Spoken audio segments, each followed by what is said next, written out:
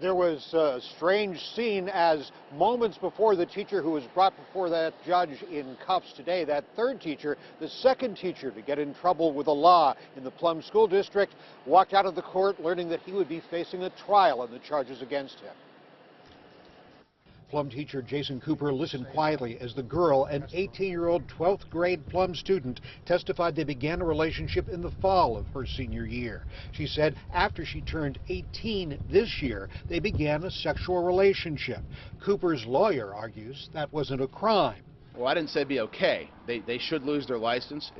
It's inappropriate and it's wrong, but it's not criminal. The girl testified how they kissed in Cooper's classroom here at the school, that he provided her alcohol, and she slept over in his bed at his home while his family was away, that their first time having sex was after she helped him move in to his new apartment. Mr. Cooper has surrendered his certificate to teach, and these relationships require that. So there are consequences, but the criminal consequences do not apply. The prosecution argues state law makes it institutional sex assault for a teacher to have sex with a student. The statute was never intended to limit what a male or female of the age of majority can do behind closed doors.